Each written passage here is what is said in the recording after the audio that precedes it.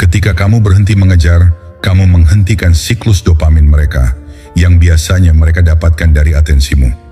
Dengan tidak adanya stimulasi itu, muncul kekosongan neurologis.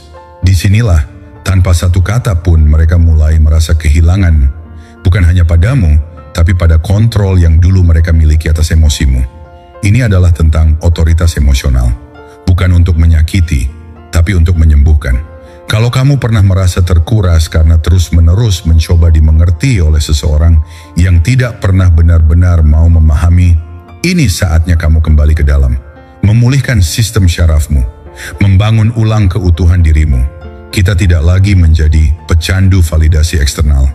Kita membangun dari dalam dengan kesadaran, dengan disiplin batin, dan dengan keheningan yang membentuk batas. Dan saat kamu tidak lagi mudah dijangkau, kamu menjadi mahal secara psikologis. Tidak karena kamu menjauh untuk memanipulasi, tapi karena kamu akhirnya berhenti memberi tanpa arah. Jika kamu merasa ini tentangmu, itu bukan kebetulan. Ini adalah panggilan batin untuk membangun ulang dengan lebih kuat. Tinggalkan komentar. Dalam diamku, aku pulih. Dalam sunyiku, aku bangkit. Dan biarkan dunia atau siapapun yang dulu menganggapmu mudah mendengar gema kekuatanmu. Nomor 1, gema keheningan. Ada sesuatu yang luar biasa terjadi ketika seseorang memilih untuk diam, bukan karena mereka tak punya kata-kata, tapi karena mereka tak lagi ingin menghabiskan tenaga untuk didengar oleh telinga yang tak pernah benar-benar mendengarkan. Keheningan dalam bentuknya yang paling dalam, bukan pasif. Ia adalah tindakan aktif yang penuh kesadaran. Dan yang paling mengejutkan, dampaknya bisa seperti ledakan senyap yang menghantam ruang batin orang lain dengan kekuatan yang bahkan kata-kata tak bisa capai. Banyak orang ketika ditinggalkan atau diabaikan merasa terdorong oleh naluri dasar manusia, fight or flight. Sistem saraf simpatik mereka mengambil alih. Mereka bereaksi, mereka mengejar, mereka mengetik pesan panjang, menyusun klarifikasi emosional, mencoba menjelaskan diri kepada orang yang tidak lagi mau mendengar. Secara psikologis, ini disebut attachment protest, respons naluriah saat kita merasa kehilangan koneksi terhadap figur yang pernah memberi rasa aman. Namun ketika kamu memilih diam, kamu tidak sedang membalas atau menghukum, kamu sedang melepaskan. Dan dalam dunia di mana kebisingan emosional adalah mata uang, diam adalah bentuk kekuasaan yang paling menggetarkan. Karena saat seseorang terbiasa mendapatkan atensi emosional darimu, ketiadaan itu terasa seperti kehampaan yang menggema.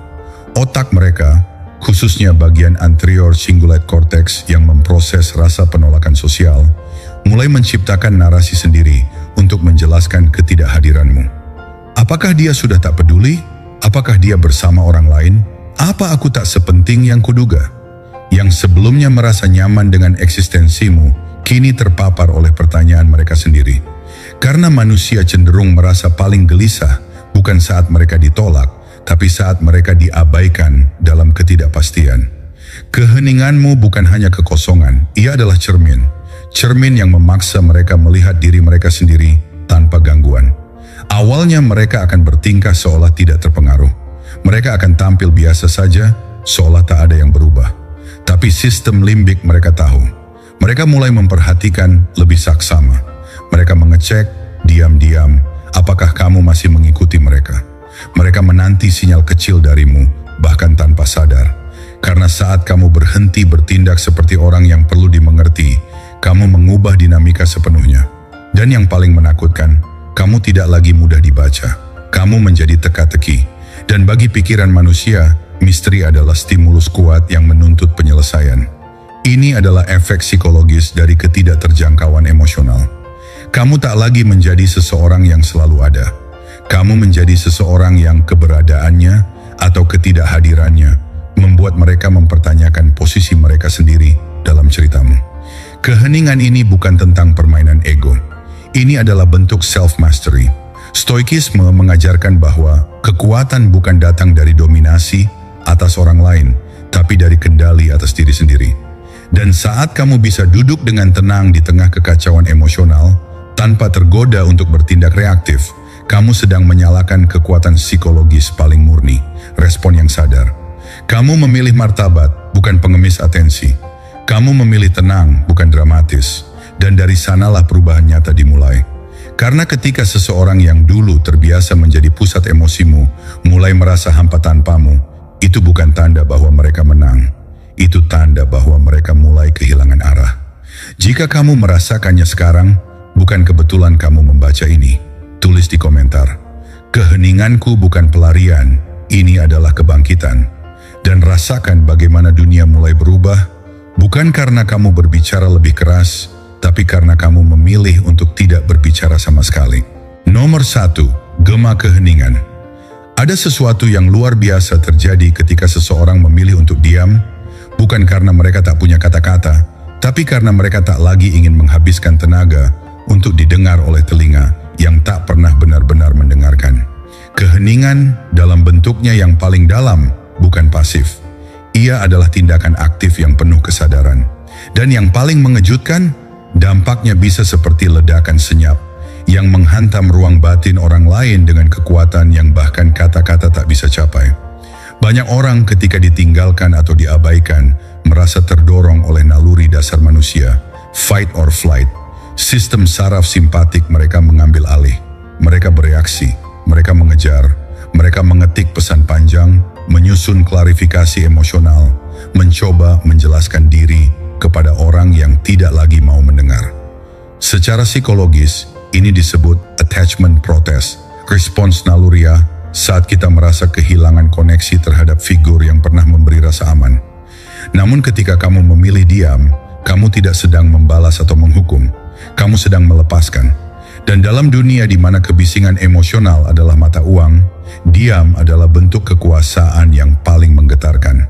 Karena saat seseorang terbiasa mendapatkan atensi emosional darimu, ketiadaan itu terasa seperti kehampaan yang menggema. Otak mereka, khususnya bagian anterior cingulate cortex yang memproses rasa penolakan sosial, mulai menciptakan narasi sendiri untuk menjelaskan ketidakhadiranmu. Apakah dia sudah tak peduli? Apakah dia bersama orang lain? Apa aku tak sepenting yang kuduga? Yang sebelumnya merasa nyaman dengan eksistensimu, kini terpapar oleh pertanyaan mereka sendiri. Karena manusia cenderung merasa paling gelisah bukan saat mereka ditolak, tapi saat mereka diabaikan dalam ketidakpastian. Keheninganmu bukan hanya kekosongan, ia adalah cermin. Cermin yang memaksa mereka melihat diri mereka sendiri tanpa gangguan. Awalnya mereka akan bertingkah seolah tidak terpengaruh. Mereka akan tampil biasa saja, seolah tak ada yang berubah. Tapi sistem limbik mereka tahu. Mereka mulai memperhatikan lebih saksama. Mereka mengecek diam-diam apakah kamu masih mengikuti mereka. Mereka menanti sinyal kecil darimu, bahkan tanpa sadar. Karena saat kamu berhenti bertindak seperti orang yang perlu dimengerti, kamu mengubah dinamika sepenuhnya. Dan yang paling menakutkan, kamu tidak lagi mudah dibaca. Kamu menjadi teka-teki. Dan bagi pikiran manusia, misteri adalah stimulus kuat yang menuntut penyelesaian. Ini adalah efek psikologis dari ketidakterjangkauan emosional. Kamu tak lagi menjadi seseorang yang selalu ada. Kamu menjadi seseorang yang keberadaannya atau ketidakhadirannya membuat mereka mempertanyakan posisi mereka sendiri dalam ceritamu. Keheningan ini bukan tentang permainan ego. Ini adalah bentuk self-mastery. Stoikisme mengajarkan bahwa kekuatan bukan datang dari dominasi atas orang lain, tapi dari kendali atas diri sendiri. Dan saat kamu bisa duduk dengan tenang di tengah kekacauan emosional, tanpa tergoda untuk bertindak reaktif, kamu sedang menyalakan kekuatan psikologis paling murni, respon yang sadar. Kamu memilih martabat, bukan pengemis atensi. Kamu memilih tenang, bukan dramatis. Dan dari sanalah perubahan nyata dimulai. Karena ketika seseorang yang dulu terbiasa menjadi pusat emosimu mulai merasa hampa tanpamu, itu bukan tanda bahwa mereka menang. Itu tanda bahwa mereka mulai kehilangan arah. Jika kamu merasakannya sekarang, bukan kebetulan kamu membaca ini. Tulis di komentar, keheninganku bukan pelarian, ini adalah kebangkitan. Dan rasakan bagaimana dunia mulai berubah, bukan karena kamu berbicara lebih keras, tapi karena kamu memilih untuk tidak berbicara sama sekali. Nomor 2, permainan psikologis yang tak terduga. Mereka pikir mereka tahu bagaimana ini akan berjalan. Mereka yakin akan responsmu karena selama ini Pola itu berulang. Saat mereka menjauh, kamu mengejar. Saat mereka menjadi dingin, kamu mencairkannya dengan permintaan maaf dan penjelasan. Begitulah biasanya. Begitulah yang terjadi dengan banyak orang. Mereka yang takut ditinggalkan, yang rela mengorbankan harga diri demi sekilas validasi. Tapi tidak kali ini. Tidak denganmu. Karena kali ini kamu tidak terguncang. Kamu tidak terjatuh dalam perangkap reaktif. Kamu tidak menjelaskan, tidak mengemis pengertian, tidak mencoba menambal narasi yang sudah retak. Sebaliknya, kamu diam, kamu menarik diri, dan kamu membiarkan mereka sendirian, bersama pikirannya sendiri. Disinilah perubahan terjadi, sebuah pergeseran psikologis yang mereka tidak lihat datang. Kamu, secara sadar atau tidak, memperkenalkan sesuatu yang dalam psikologi disebut pattern interrupt, gangguan pola. Otak manusia bekerja melalui ekspektasi dan kebiasaan. Mereka membentuk skrip sosial di kepala. Kalau aku menarik diri, mereka pasti akan mengejarku. Tapi kamu tidak mengejar, dan skrip itu tiba-tiba tidak relevan. Ketika ekspektasi emosional tidak terpenuhi, otak memasuki mode error correction. Apa yang terjadi? Kenapa dia tidak merespons seperti biasa? Apakah aku kehilangan nilainya? Apakah dia tidak peduli lagi? Apakah semua ini salah baca? Sistem limbik mereka, pusat emosi dan koneksi, mulai aktif mencari makna. Dan inilah saat krisis identitas relasional terjadi. Mereka tidak lagi merasa memegang kendali. Tapi kamu tidak sedang memainkan permainan manipulasi. Kamu tidak menghilang demi memicu rasa bersalah atau mengejar perhatian. Kamu hanya memilih untuk tidak menyerahkan kendali emosionalmu lagi. Kamu memilih tenang, bukan karena lelah, tapi karena sadar. Karena kamu memahami, dalam dunia yang terus bising, orang yang mampu diam dengan mantap memiliki kekuatan yang langka. Ketika kamu berhenti menjadikan mereka pusat gravitasi emosimu, sesuatu dalam mereka berubah. Bukan hanya karena mereka kehilangan validasi darimu, tapi karena mereka mulai mempertanyakan kenapa validasi darimu begitu berarti bagi mereka. Inilah paradoks psikologis dalam daya tarik. Kita seringkali menginginkan yang tidak mudah dimiliki, yang tak sepenuhnya bisa dipahami. Ketika kamu menjadi variabel, bukan konstanta, kamu jadi misteri. Dan bagi otak manusia, misteri adalah dorongan kuat untuk eksplorasi dan perhatian. Mereka mulai membayangkan percakapan yang tak pernah terjadi. Mereka memutar ulang momen-momen sederhana yang dulu mereka anggap biasa. Dan secara bawah sadar, mereka mulai menciptakan makna dari keheninganmu. Karena pikiran manusia membenci ruang hampa. Ketika tidak ada penutupan yang diberikan, otak mereka terus mencari. Dan dalam proses itu, mereka mulai melihat nilai yang dulu mereka abaikan. Bukan karena kamu membuat mereka merasa kehilangan, tapi karena kamu berhenti membuktikan bahwa kamu layak untuk tetap dimiliki. Keputusanmu untuk tidak menjelaskan nilai dirimu bukanlah tindakan pasif. Itu adalah bentuk penguasaan emosi yang sangat tinggi. Bukan karena kamu kejam, tapi karena kamu memilih kedamaian dibanding permainan emosi yang melelahkan. Kamu tidak menarik diri untuk menghindar, tapi untuk pulih. Dan inilah kebenaran paling tenang yang sering diabaikan. Terkadang, tidak menjelaskan adalah penjelasan paling dalam. Terkadang tidak mengejar adalah bentuk cinta tertinggi kepada dirimu sendiri. Jika kamu merasa ini sedang kamu alami, atau pernah terjadi padamu, tulis di komentar. Aku memilih tenang bukan karena menyerah, tapi karena aku akhirnya bangkit. Biarkan dunia melihat bahwa kamu bukan lagi bagian dari permainan yang sama. Kamu telah naik level dan sekarang kamu yang menulis naskahnya. Nomor 3, penolakan adalah pengalihan. Mereka berkata itu sudah berakhir. Entah melalui pesan singkat yang dingin, tatapan kosong yang enggan menjelaskan, atau mungkin hanya melalui keheningan yang perlahan tumbuh dan menjadi jurang. Dan meskipun kata-katanya sederhana, efeknya tidak.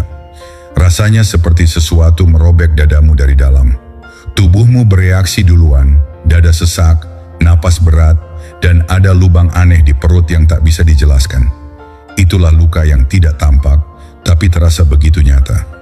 Penolakan menyentuh sesuatu yang sangat mendasar dalam diri manusia, rasa aman, keterikatan, dan identitas. Otak kita, terutama bagian anterior cingulate cortex, yang juga memproses rasa sakit fisik, tidak membedakan secara signifikan antara sakit karena kehilangan emosional dan luka tubuh. Maka tak heran saat seseorang menolakmu, rasanya seperti ditabrak sesuatu yang tak terlihat. Namun di balik semua rasa sakit itu, ada pintu. Dan stoicisme, filsafat yang telah membantu banyak jiwa bertahan dalam badai kehidupan, mengajarkan bahwa hal terpenting bukanlah apa yang terjadi padamu, tetapi bagaimana kamu meresponsnya. Penolakan dalam kerangka ini bukanlah akhir. Ia adalah pengalihan. Ia adalah jalan yang secara brutal, tanpa basa-basi, mendorongmu keluar dari jalan yang sebenarnya bukan milikmu dan memaksamu melihat kembali dirimu sendiri. Kamu mengira kamu ditinggalkan, tapi bagaimana jika kamu sebenarnya dibebaskan? Kamu mengira mereka adalah kedamaianmu, tapi bagaimana jika mereka justru adalah distraksi terbesarmu dari pertumbuhanmu sendiri? Rasa sakit itu tidak bisa dipungkiri. Patah hati adalah trauma mikro yang memicu mekanisme pertahanan otak, keraguan, overthinking, rasa tak layak. Tapi justru dalam reruntuhan inilah ruang tercipta. Reruntuhan itu adalah lahan kosong tempat kamu bisa membangun ulang dirimu lebih kuat, lebih jujur, lebih utuh. Karena kita tidak membentuk karakter dalam kenyamanan. Kita membentuk karakter ketika dunia runtuh dan kita tetap memilih berdiri. Ketika suara di kepala ingin merangkak kembali, tapi kita justru berjalan maju. Penolakan mencopot topeng ilusi. Ia menunjukkan siapa yang benar-benar melihatmu dan siapa yang hanya mencintai versi idealis yang mereka bentuk di kepala mereka. Dan yang lebih penting, ia membuka matamu pada kenyataan bahwa kamu tak perlu memohon untuk dimengerti. Kamu tak lagi bersedia menjelaskan nilai dirimu kepada mereka yang tidak berusaha memahami. Inilah titik balik. Disinilah hati yang remuk bukan menjadi alasan untuk hancur, tapi menjadi bahan bakar untuk bangkit. Saat kamu berhenti mencoba mendapat mereka kembali dan mulai mendapatkan dirimu kembali. Bukan hanya secara retoris, tapi dalam tindakan. Kamu mulai tidur lebih teratur, tubuhmu mulai bergerak lagi. Kamu mulai menulis, membaca, berlari, membangun. Bukan demi membuktikan apapun, tapi karena kamu sadar kamu pantas untuk menjadi utuh kembali. Dengan atau tanpa mereka. Mereka pikir mereka menolakmu. Tapi yang sebenarnya terjadi, mereka melepaskan versi dirimu yang dulu selalu butuh validasi. Dan versi yang muncul dari reruntuhan itu, versi itulah yang akan jadi tak tergoyahkan. Jika kamu pernah merasakan ini atau sedang melaluinya sekarang, biarkan kesadaran ini menuntunmu. Aku bukan ditolak, aku diarahkan kembali kepada diriku sendiri. Tulis di komentar jika kamu merasakannya. Dan ingat, kekuatanmu bukan lahir dari tidak pernah jatuh, tapi dari selalu memilih untuk berdiri kembali. Satu langkah demi satu keutuhan. Nomor 4. Beratnya penyesalan dan diam yang menghantui. Mereka pikir pergi akan mudah. Mungkin mereka membayangkan kamu akan merana sebentar, mengirim pesan yang tak dijawab, atau merangkak kembali demi secuil penjelasan. Mereka berharap skenarionya berakhir seperti biasanya. Kamu patah, mereka bebas. Tapi ada satu hal yang mereka tidak perhitungkan, keheninganmu. Bukan keheningan yang pasrah, tapi keheningan yang sadar. Jenis keheningan yang berkata dengan elegan, namun tegas. Aku mendengarmu, tapi aku tidak lagi berkewajiban menjawabmu.